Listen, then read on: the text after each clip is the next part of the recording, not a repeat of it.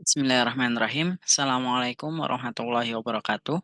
Perkenalkan, nama saya Randy Fadila dari kelas 1905A07 jurusan Sistem Informasi Universitas Bina Sarana Informatika. Mohon izin, di sini saya akan memaparkan proyek akhir dari mata kuliah Teknologi Web Service, yaitu membuat aplikasi Viginisia. Sekedar informasi, aplikasi Viginisia adalah aplikasi mobile sederhana untuk membuat sistem CRUD yang dimana CRUD-nya itu adalah CRUD motivasi.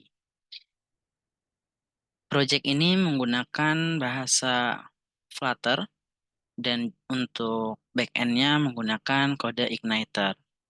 Jadi ini sudah tersambung dan sudah menggunakan API. Baik, di sini saya akan menjelaskan terlebih dahulu untuk beberapa kode programnya dan juga struktur database-nya. Baik, yang pertama kita bisa melihat struktur dari database Viginisia terlebih dahulu. Kalau kita melihat dari struktur database, di dalam DB-nya ada beberapa tabel. Yang pertama itu ada tabel user, tabel role, report APK, tabel motivasi, dan tabel kategori motivasi.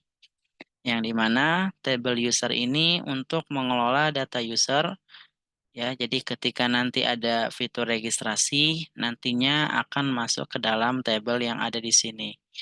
Dan ketika kita ingin login, juga harus sesuai dengan email dan password yang sudah terdaftar. Kalau misalkan belum terdaftar, nanti dia tidak akan bisa seperti itu. Baik, saya langsung aja. Saya ingin menjelaskan kode programnya terlebih dahulu. Ketika kita merunning aplikasinya, maka tampilan yang pertama kali muncul adalah tampilan halaman login.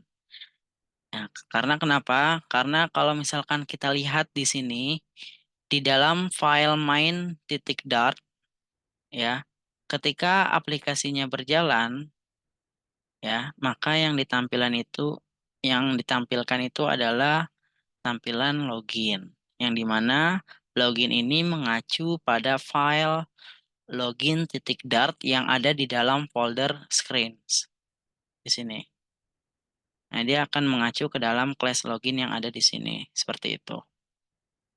Ya. Nah, untuk tampilan login seperti yang kita lihat juga di sebelah sini, tampilannya seperti ini, dan untuk kode programnya itu adalah yang ada di sini. Nah, kita lihat di sini. Nah, kita eh, di sini sudah coba setting base URL, ya, yang mana URL-nya itu nanti akan saya jelaskan. Di sini kita juga sudah men-setting untuk loginnya itu, ya, menggunakan email dan password seperti itu. Di sini juga sudah diintegrasiin melalui API, ya, melalui base URL. Nah, untuk base URL-nya itu ada di dalam folder constant file const.dart. Nah, seperti yang kalian lihat, untuk URL-nya ini saya menggunakan IP address dari laptop ini, dan di sini ada folder Viginisia yang sudah tersimpan di dalam htdoc seperti itu. Nah, ini untuk tampilan loginnya. Di sini ada fungsinya untuk bisa men-scroll, di bawahnya juga agar tidak keluar dari screen HP seperti itu.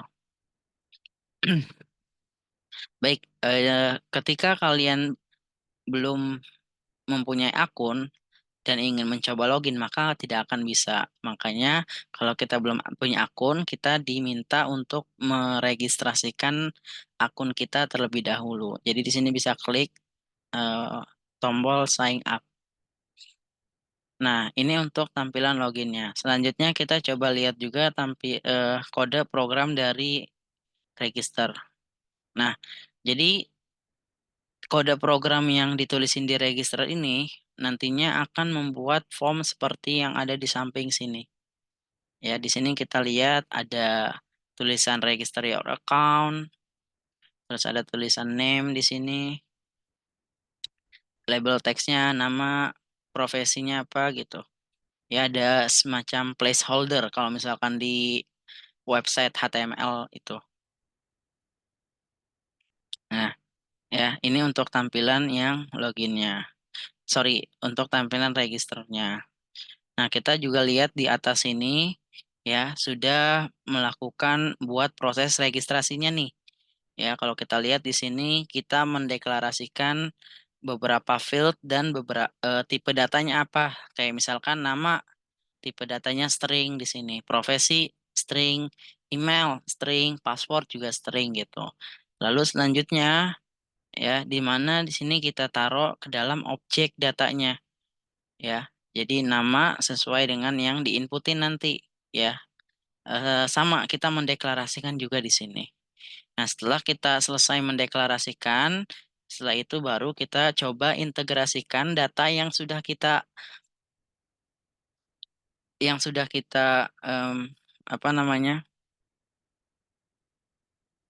Kita tulis di sini gitu ya. Jadi di sini responsnya kita pengen tahu dia bakal apa, lalu kita post ke dalam API ya, yang mana nanti dia masuk ke login dari API itu nantinya akan masuk ke dalam database dan akan masuk ke dalam table user seperti itu. Nah, kalau kita scroll ini tampilan loginnya. Oke, saya izin untuk coba registrasi akun. Misalkan di sini saya belum punya akun nih.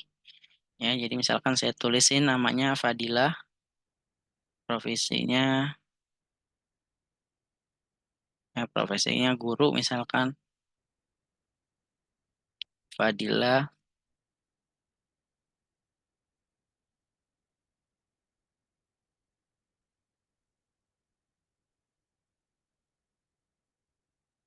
Nah, ini ada kendala ya. Saya cut dulu coba fadilah@gmail.com. Nah, di sini untuk passwordnya 1112 misalkan ya passwordnya. Setelah itu kita coba klik daftar yang ada di sini. Nah, kalau misalkan kita klik daftar, maka ada tampilan berhasil register. Nah, kalau kalian lihat di kode programnya, kondisi seperti itu ada di bagian bawah.